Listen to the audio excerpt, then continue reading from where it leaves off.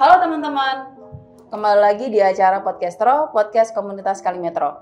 Kali ini kita sudah berada di Kuarda, Jawa Timur dengan teman-teman DKD Jawa Timur. Di sini kita bertepatan dengan Hari Pramuka Indonesia yang bertepatan pada tanggal 14 Agustus 2022. Nah, kebetulan di tanggal tersebut juga terlaksananya Jambore Nasional Gerakan Pramuka yang ke-11. Nah, sebenarnya apa saja sih pramuka atau untuk memperingati Hari Pramuka itu sendiri? Teman-teman Podcastro, kami sudah memberikan highlight pada beberapa poin untuk teman-teman DKD Jawa Timur sendiri. Apa manfaatnya dan apa aja sih keseruannya? Langsung kita tanyakan kepada teman-teman DKD Jawa Timur. Di sini ada Kak Hadi dan ada Kak Dava. Monggo bisa diperkenalkan diri terlebih dahulu. Ya, terima kasih. Halo teman-teman, perkenalkan nama saya Dava. Saya dari DKD Jawa Timur, dari bidang kajian kepramukaan. Assalamualaikum warahmatullahi wabarakatuh. Perkenalkan teman-teman, saya Solihul Hadi, bisa dipanggil Kak Hadi. Untuk saat ini saya berada di bidang penelitian dan evaluasi Dewan Kerja Daerah Jawa Timur. Oke Kak, langsung ke pertanyaannya ya, nggak apa-apa ya. Oke. Nah, sebenarnya ada yang dari sejak lama itu saya penasaran tentang pramuka ini masuk pada segmen apa sih di sekolah, ataukah dia ini formal atau informal kayak gitu. Oke, jadi gerakan pramuka yang ada di sekolah ini masuk segmen informal atau formal sih ya, sebenarnya kan gitu. Kita bisa lihat dari sejarahnya Kak. Jadi memang gerakan pramuka sendiri yang berasal dari gerakan kepanduan yang didirikan oleh Baden Powell itu kan lebih merujuk bagaimana kita itu mencetak generasi muda itu yang berkarakter. Jadi yang ditonjolkan sebetulnya dari gerakan pramuka ini kan karakternya. Nah, pada saat itu sistem pendidikan di Indonesia ini ingin memuat pendidikan karakter yang tercantum di pendidikan kepramukaan. Jadi di dalam undang-undang sendiri dijelaskan bahwasanya organisasi yang boleh menyelenggarakan pendidikan kepramukaan itu hanyalah organisasi gerakan pramuka.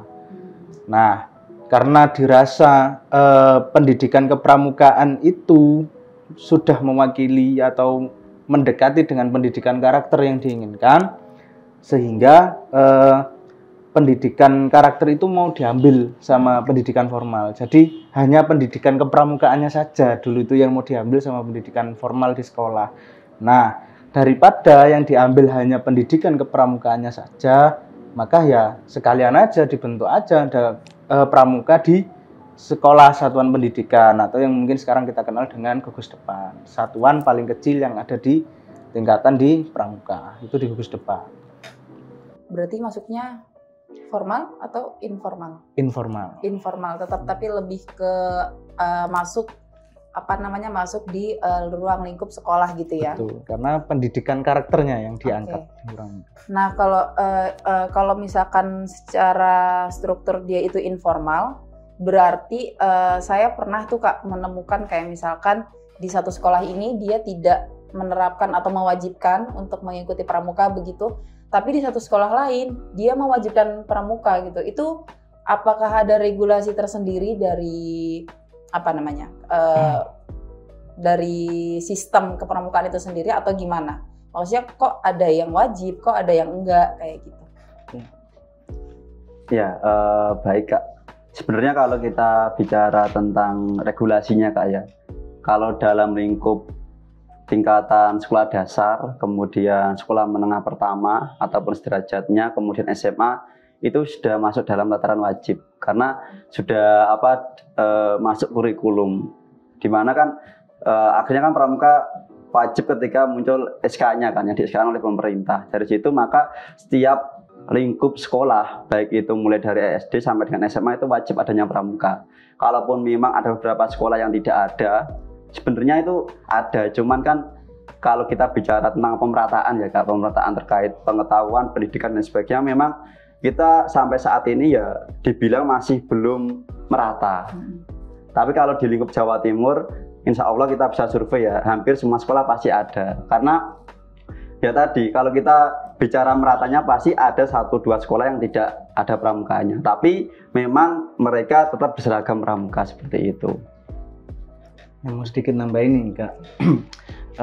Jadi sebetulnya ada 2 kemungkinan nih. Sekolah itu nggak ada pramukanya karena memang sekolah itu tidak mendirikan gugus depan, atau memang tidak ada aktivitas kepramukaan sama sekali, atau satuan pendidikan yang dia memang tidak menggunakan kepanduan pramuka.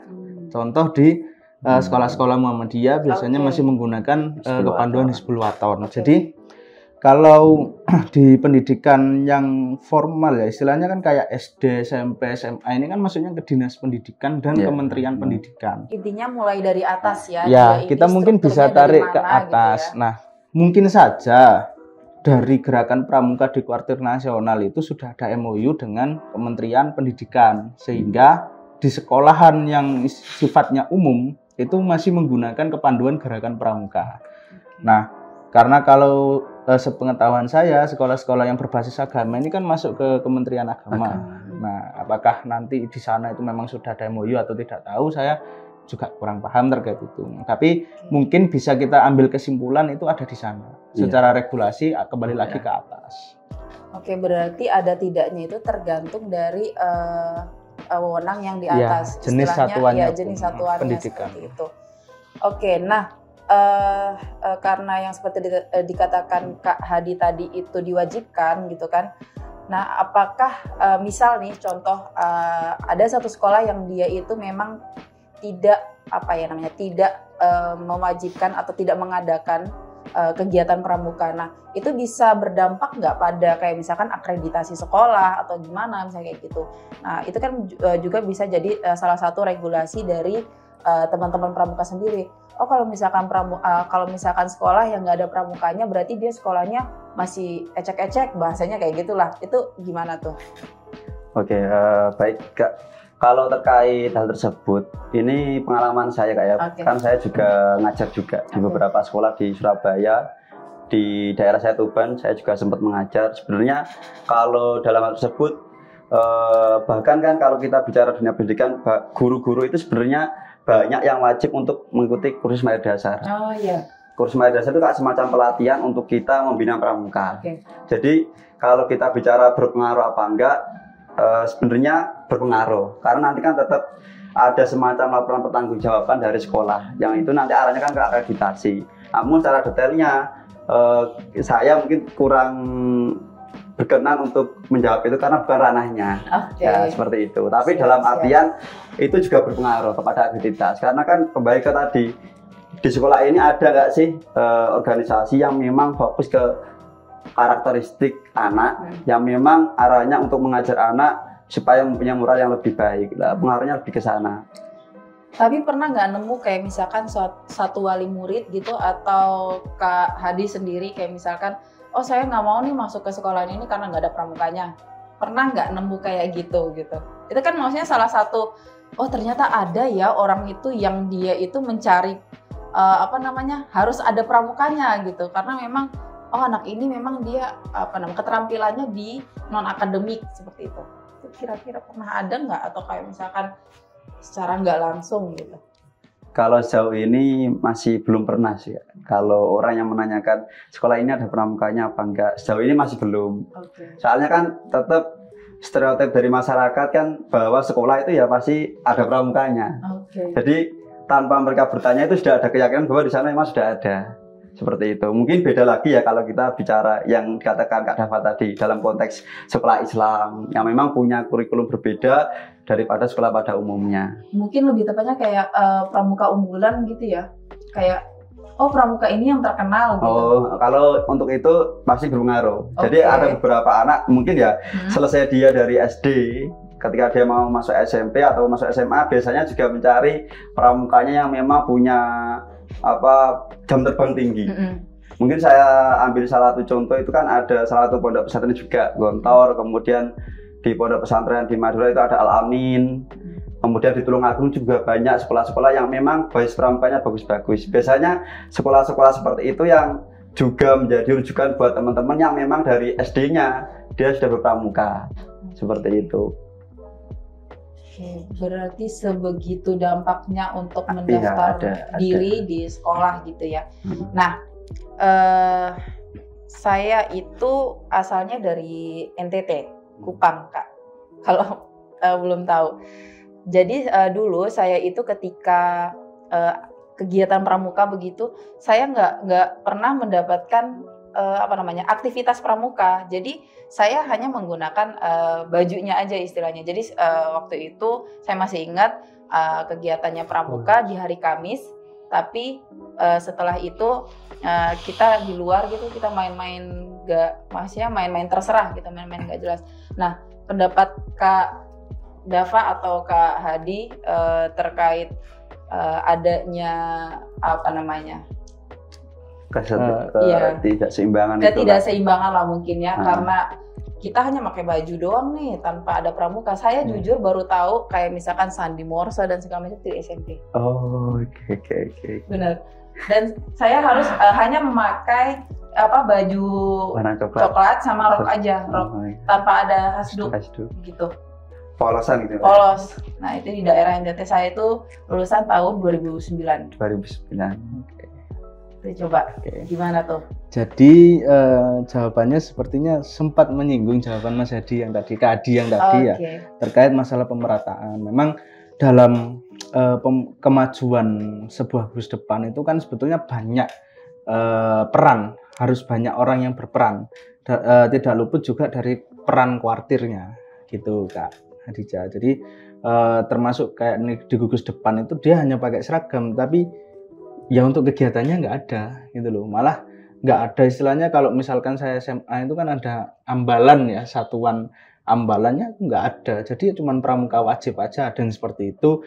Ada yang malah tidak ada kegiatan pramukanya sama sekali pun ada. Jadi di sini adalah pentingnya peran kuartir dalam melakukan pembinaan kepada Gugus Depan. Jadi kalau di pramuka sendiri itu Kak Hadijah, Gugus Depan itu adalah tingkatan yang paling di bawah sendiri. Itu Gugus Depan.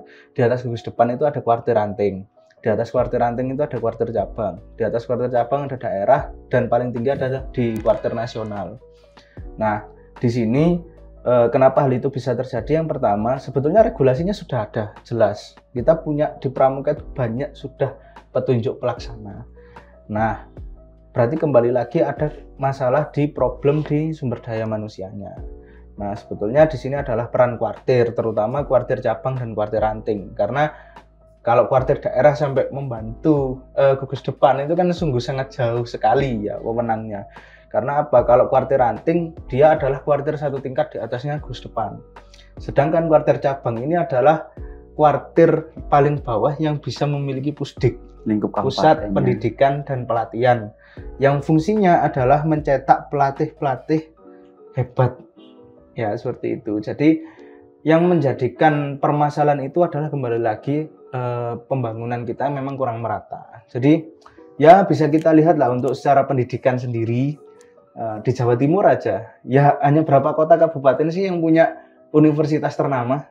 Saya rasa kan cuma Surabaya dan Malang, Jember ya. Jember mulai menyusul. Tapi kabupaten-kabupaten yang lainnya masih tertinggal dalam hal pendidikan tinggi. Nah, mungkin pemerataan gerakan pramuka pun juga kurang sampai menyentuh ke NTT gitu ya. Oke. Nah, setelah ngobrol-ngobrol tadi, sebelumnya juga kita pernah ngobrol ya Kak Dava ya terkait sistem dan lain-lain di kepramukaan. Nah, yang saya mau tanyakan lagi itu, bisa nggak kepramukaan ini dia itu lebih sekedar dari seremonial, istilahnya dia nggak hanya pada momen-momen tertentu, kayak misalkan momen saat hari pramuka pada hari ini gitu kan, atau hari-hari pahlawan, atau ketika Jamnas, Jamdun kayak gitu. Dia jadi istilahnya gini, jadi pramuka ini menjadi satu kesatuan yang memang kita terapkan di keseharian kayak gitu, karena kan base-nya tadi adalah pendidikan karakter kayak gitu. Itu apakah memang sudah ada regulasinya atau gimana penerapannya gitu? Oke. Sebenarnya kalau kita bicara tentang bukan hanya seremonial Kak ya. Okay. Sebenarnya dalam dunia kepramukaan itu kalau kita bicara Gustepan ya, kembali ke Gustepan karena kan Gustepan adalah wadah paling dasar dalam pembinaan pramuka, penegak, pandega, siaga, penggalang. Jadi sebenarnya di sana itu ketika kita sudah masuk Gustepan, di sana itu ada yang namanya semacam kegiatan ya. Nah, kegiatan di Gustepan itu berpacuannya kepada SKU, syarat kecakapan umum. Kalau SKU-nya penggalang ya golongannya ada penggalang ramu, rakit, rap. Kalau siaga ada siaga mula, bantu, tata. Seperti itu. Begitu pula penegak dan pandega ada juga. Dan ketika kita mau menempuh itu, kalau contoh saya mungkin pandega ya Kak ya. Pandega TKU-nya seperti ini. Ketika saya sudah menempuh SKU itu maka dapat penghargaan ini. Dan di dalam SKU tersebut itu sebenarnya ada beberapa indikator untuk yang bisa kita laksanakan sehari-hari. Kalau dalam pola mekanisme pembinaan pramuka itu ada dasarnya SKU itu ada 5 sesosif.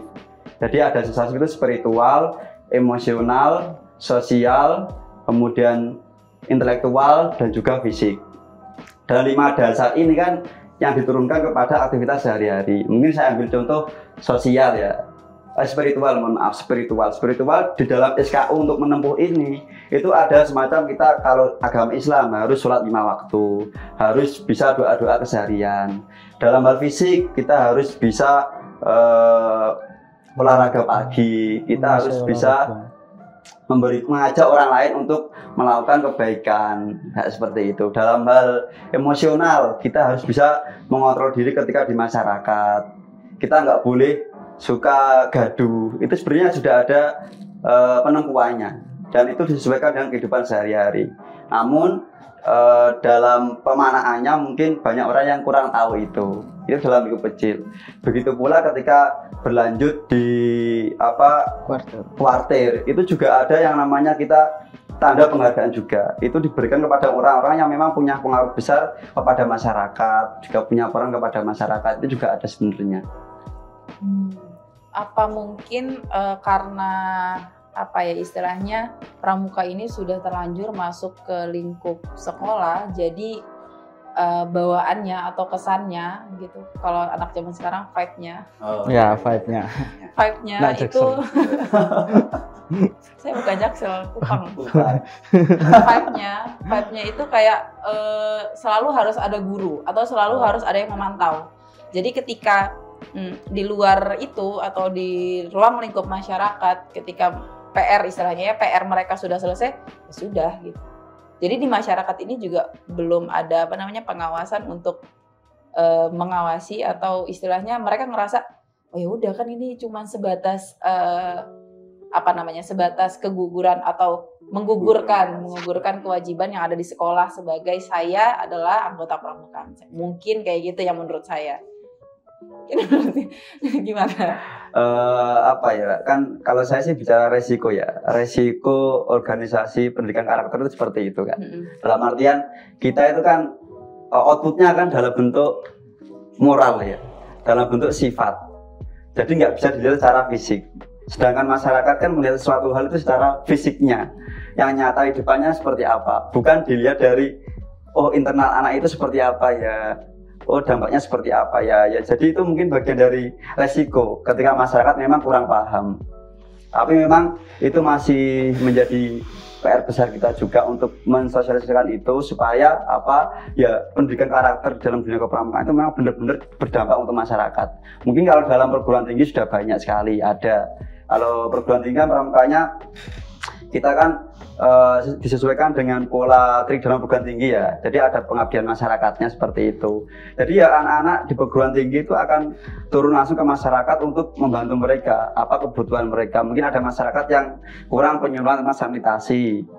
Kalau dulu di kampus saya kan saya kuliah di Wisma Atlet Surabaya. Kita itu dulu sempat melakukan aktivitas membela orang-orang kusta. Jadi hampir selama 5 tahun lebih itu kita memberikan mindset kepada masyarakat bahwa orang kusta itu orang yang harus kita temani, harus kita gandeng, bahwa mereka itu juga bisa melakukan hal positif. Itu mungkin contoh kecil ya, peran pramuka dalam kehidupan sehari-hari. Namun memang itu kurang terpublish dan saya kira ya tadi karena outputnya adalah sifat, karakter, moral, jadi memang itu kurang terlihat di mata masyarakat. Sebenarnya banyak juga kampus-kampus yang lain. Dan saya kira pas kemarin saya juga habis kegiatan Perti Sejatim, hampir semua perguruan tinggi itu juga punya kegiatan serupa seperti itu. Mungkin publishnya aja yang kita kurang show up gitu. Mau nambahin dikit ya. Oke. Jadi terkait dengan kegiatan pramuka supaya memang dirasa kegiatan pramuka itu kalau stereotip yang berkembang di masyarakat, pramuka cuma tepuk-tepuk, senang-senang, kemah dan sebagainya. Yang saya tahu itu. Ya. Jadi masyarakat yang lain kurang tahu. Nah, ini Kuarda Jatim itu punya program yang sekarang sedang dicanangkan, program pramuka produktif. Ini buku panduannya yang baru keluar ya. Jadi memang kami pramuka itu melakukan kegiatan-kegiatan produktif yang nantinya dapat membantu atau berguna bermanfaat bagi masyarakat di sekitar kita.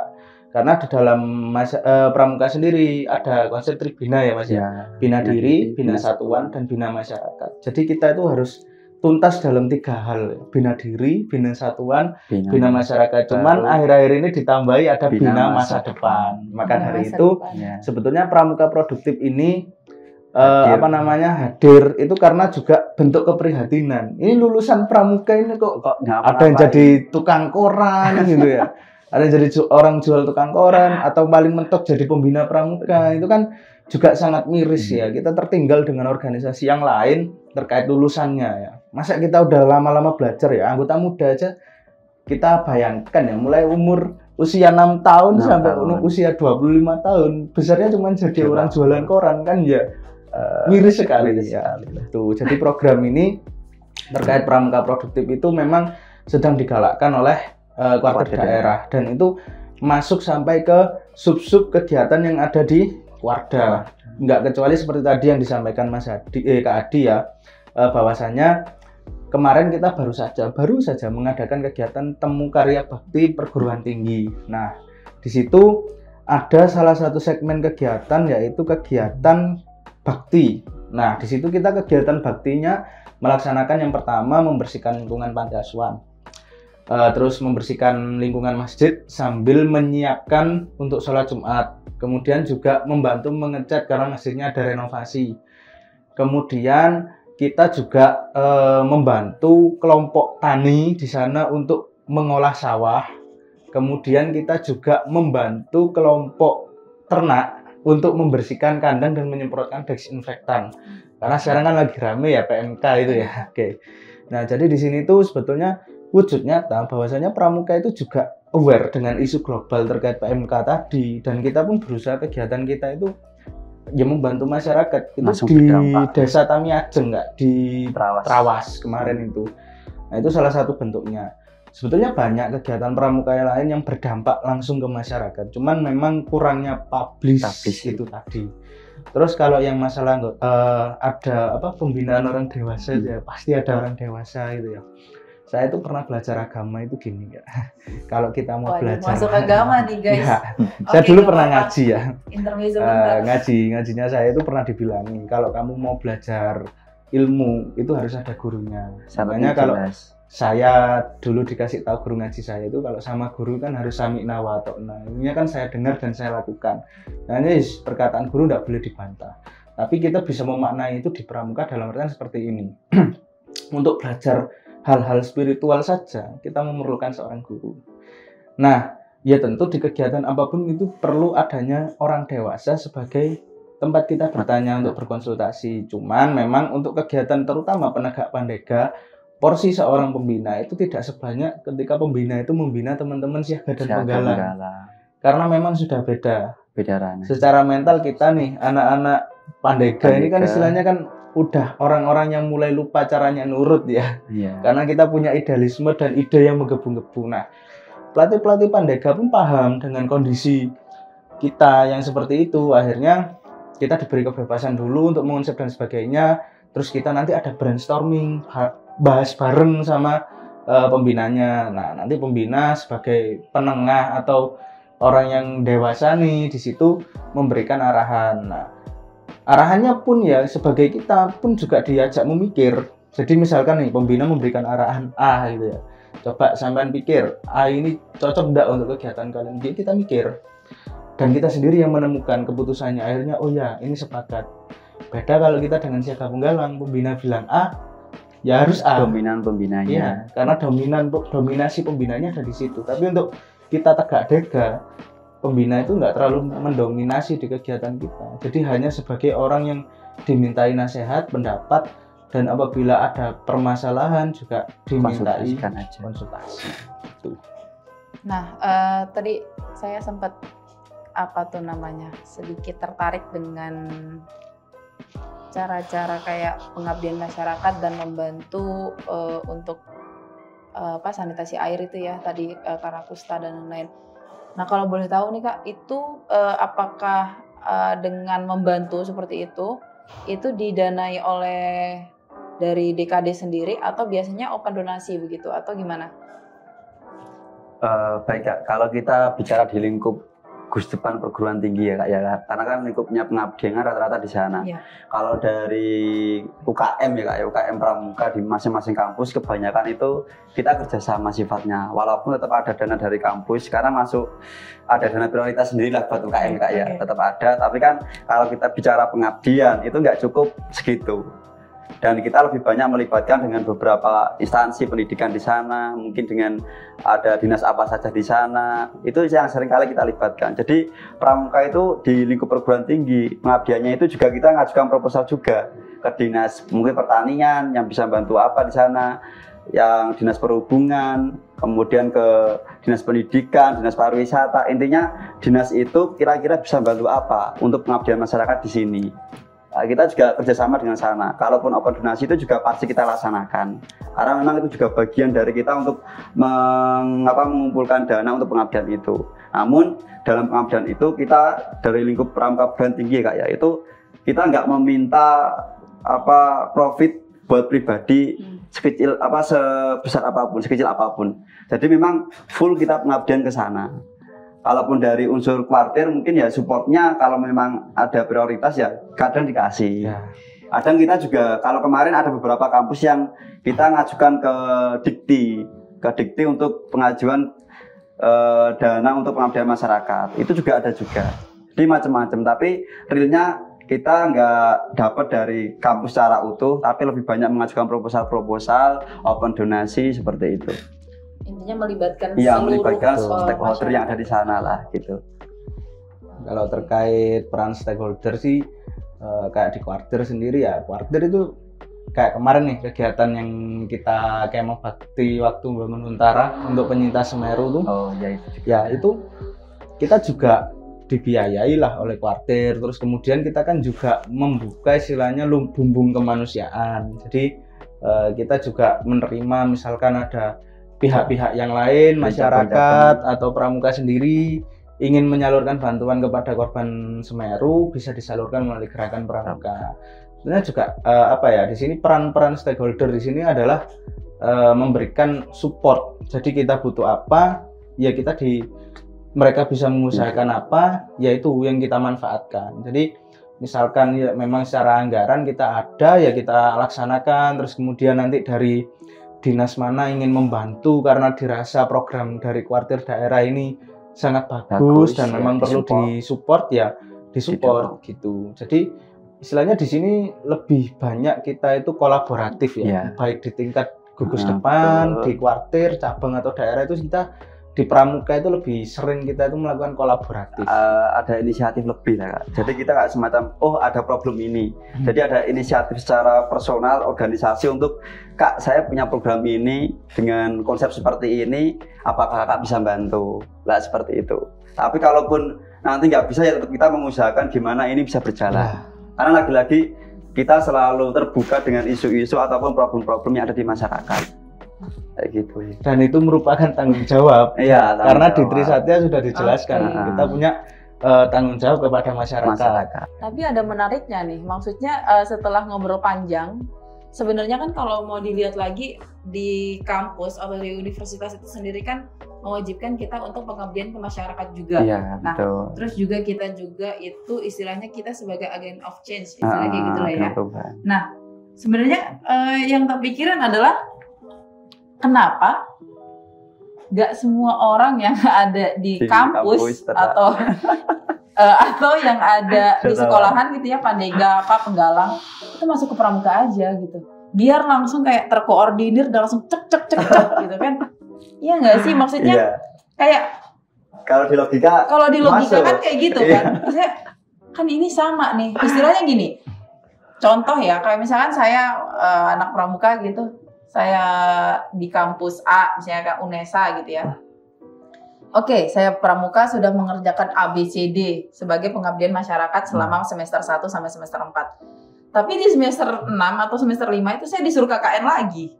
Maksudnya, ini kenapa nggak sekalian ketika kita itu di kampus itu langsung kayak mendukung semuanya kayak gitu. Sebenarnya kan kalau menurut lebih kayak fleksibel dan lebih banyak anak pramuka dan menjiwai, maksudnya masuk ke ranah keseharian. Kayak gitu sih. Kalau terkait itu sebenarnya sudah ada beberapa kampus Kak yang mencoba untuk regulasinya ke sana. Oke. Kalau kemarin saya baru tahu. Dari hasil temu perguruan tinggi kemarin ada salah satu kampus di Tulungagung, UIN 1. Oke, UIN saya 1 tahu. Tulungagung. Saya tahu itu pembinanya, Pak Badrul Zaman. Bukan. Salah satunya. Oke. Penulis kita. Ada di sana UIN Tulungagung itu dia kerjasama dengan semacam LP2M, Lembaga Pengabdian Masyarakat UIN. Kan UIN 1 itu sudah punya namanya desa binaan. Desa binaan. Jadi ada desa binaan yang memang setiap tahun dia mengadakan pengabdian masyarakat di sana, yang biasanya dilakukan secara berkala. Jadi selalu ada pantauan. Nah, itu salah satunya di UIN 1 sudah ada. Dan kemarin pas mereka presentasi terkait programnya, mereka itu menjadi salah satu pelopor untuk program KKN bagi mahasiswa-mahasiswa yang akan melaksanakan KKN. Tapi dalam hal pengabdian masyarakat kita diakui untuk menggantikan KKN itu saya kira masih tahap ke sana. Masih tahap ke sana karena ya tadi pramuka baru kita mau selapkan ya, baru mau kita munculkan supaya ya semua orang tahu bahwa kita memang punya dampak secara langsung, bersentuhan dengan masyarakat secara langsung. Itu kalau di kampus UIN, mungkin di Malang itu juga ada desa binaan juga, tapi masih tahap berprogres lah, masih tahap mereka merancang dari awal. Tapi prinsipnya kalau cita-cita dari teman-teman DKD sendiri, bahwa bahkan kita memasukkan di Renja juga rencana kerja dari 2021 sampai 2025 itu punya cita-cita setiap perguruan tinggi itu harus punya desa binaan di unit pengabdian masyarakat. Itu setiap perguruan tinggi harus punya desa binaan. Bahkan setiap cabang, dewan kerja cabangnya itu harus punya desa binaan juga, yang memang itu buat laboratorium mereka untuk menurunkan pola pembinaan, pola pendidikan dan sebagainya. Dan dewan kerja daerahnya juga. Iya, dan dewan kerja daerahnya juga. Kita juga ada proyek ke depan akan membuat project ya, bukan proyek. Kalau proyek kan project lebih halus. Project untuk membuat prototipe desa binaan juga, sehingga nanti ketika kita minta teman-teman buat desa binaan ya seperti ini, kita juga buatkan panduannya. Dan untuk membahas tadi kenapa kok nggak di kampus itu suruh ikut pramuka semua aja biar bisa pengabdian, ya seperti yang kita tahu ya, Indonesia ini kan negara demokratis ya Kak ya, banyak sekali kelompok-kelompok atau organisasi di dalam kampus, dan memang banyak jalan untuk menuju Roma ya. Untuk menuju Roma saja ada banyak jalan, otomatis untuk berlomba-lomba dalam kebaikan, fastabiqul khairat ya. Masya Allah, kita masuk intermezzo lagi guys. Ini berlomba-lomba dalam kebaikan tentu juga banyak jalan. Kan kita juga tidak bisa gini Kak Hadijah ya. Mungkin kita teman-teman pramuka ini lebih unggul dalam sisi pengabdian di tempat-tempat terpencil seperti itu. Nah, belum tentu teman-teman kita yang tergabung dalam organisasi pecinta seni ya, atau aktivis seni tradisional, mereka juga bisa melakukan apa yang seperti kita. Ya, jadi mereka juga akan ya masuknya ke tempat-tempat yang punya seni-seni tapi yang kurang diperhatikan. Ya, itu juga bentuk pengabdian kalau menurut saya. Nah, maka dari itu saya pernah dapat kata-kata nih dulu tuh, kalau dulu kita mau bersaing ya kita harus menjadi lebih baik dari yang lain gitu. Tapi untuk era sekarang, cara terbaik untuk bersaing adalah satu, kolaborasi. Nah, misalkan nih kita pramuka, terus ada dari komunitas seni. Nah, ternyata ada nih suku Samin ini belum ke ekspos karena kita ngerti caranya hidup bertahan di luar itu, di hutan itu gimana di alam bebas, dan teman-teman tahu bagaimana cara melestarikan dan mempublish kesenian yang ada di masyarakat Jambi, kita kolaborasi bisa. Dan itu termasuk salah satu rencana program unit Pengmas itu desa adat. Kita juga mau melakukan pengabdian di desa adat. Gitu. Banyak fun fact yang baru saya tahu hari ini. Karena sudah nyari-nyari tahu ternyata sedalam itu lagi gitu. Nah, ngomong-ngomong, ini di depan kita nih udah ada banyak, apa ini bahasanya? Oke. Banyak bintang yang jatuh dari langit, enggak dong? Ini apa ini Kak istilahnya? Dia ini kayak semacam bintang gitu atau gimana? Oke. Jadi di ada dalam, banyak sekali nih. Ya, di dalam gerakan pramuka itu kan ada istilahnya tingkatan. Mungkin yang orang-orang tahu kan, pramuka kok tentara ya nek pangkate. Ada tingkatannya gitu ya.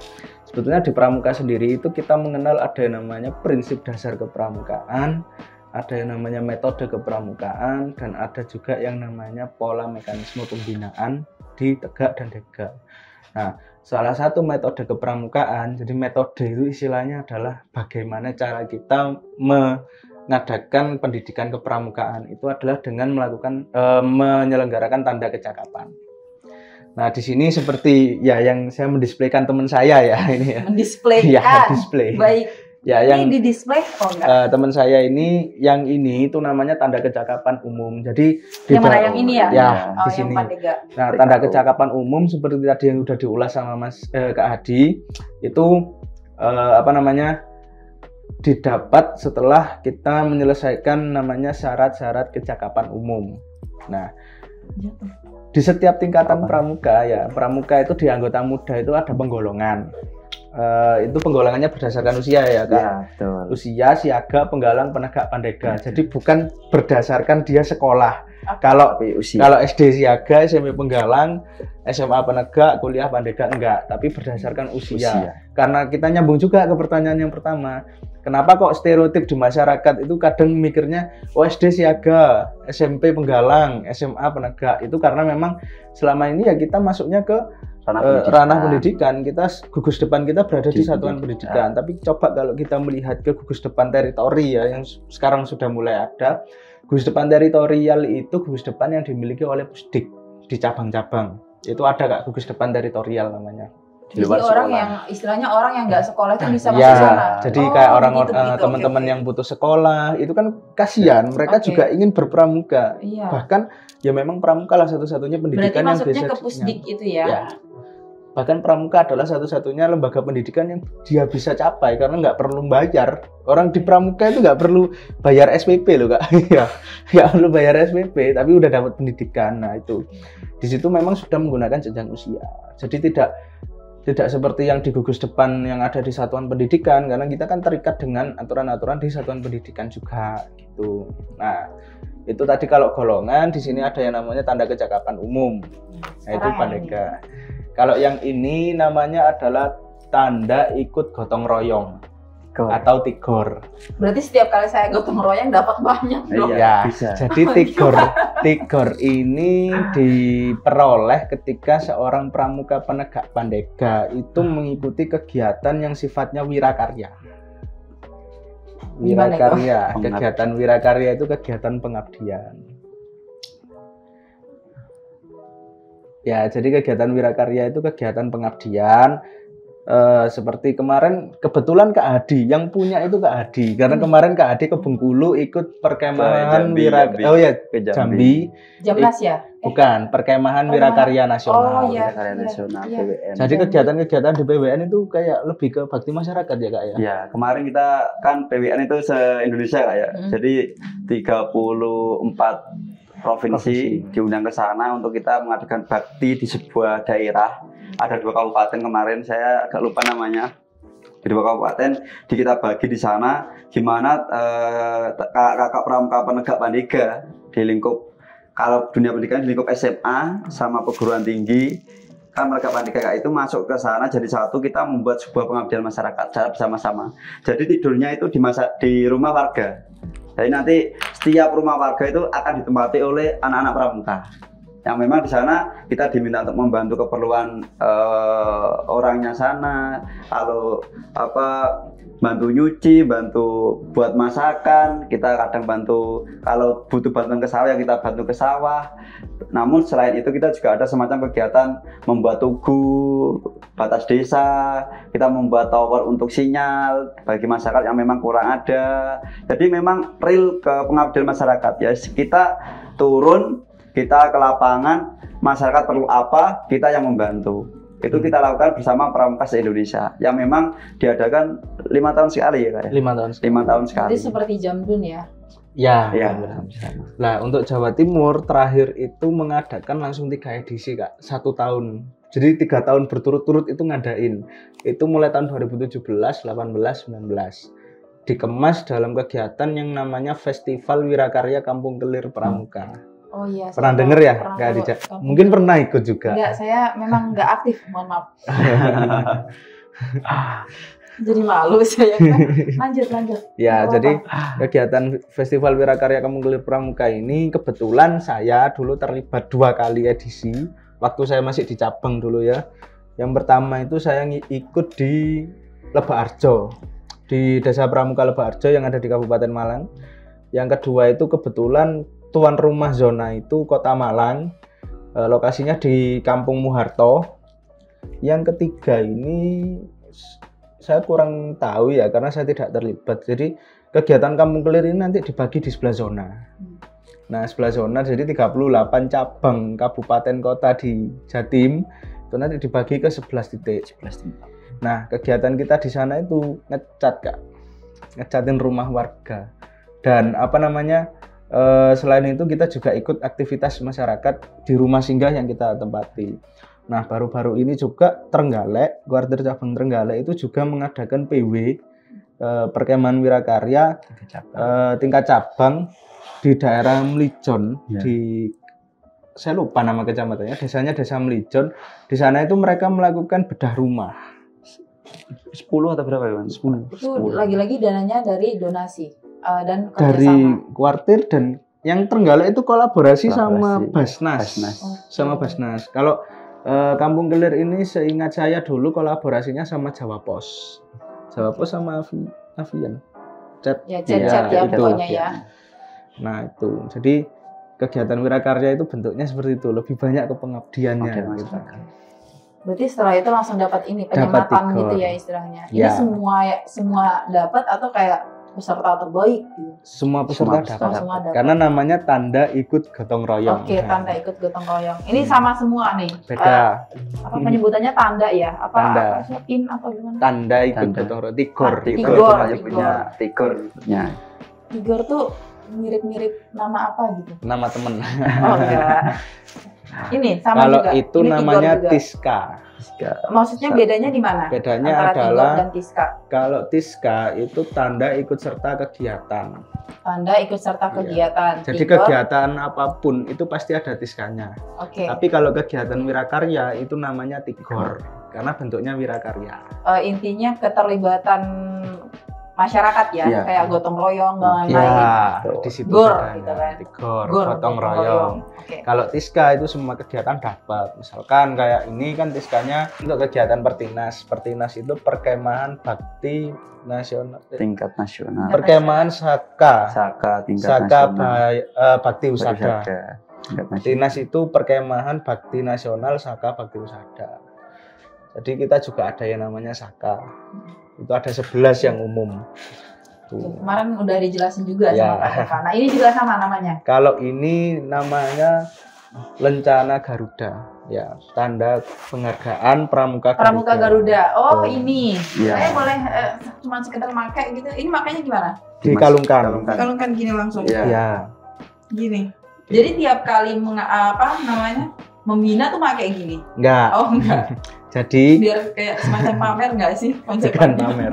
Ya, penghargaan ini itu diberikan kepada anggota muda yang sudah mencapai tingkat paling tinggi di setiap golongannya. Kalau dari penegak ya medalinya warnanya kuning. Kalau dari pandega ya warna coklat gitu. Jadi sesuai dengan warna golongannya. Setelah itu dipakai kapan?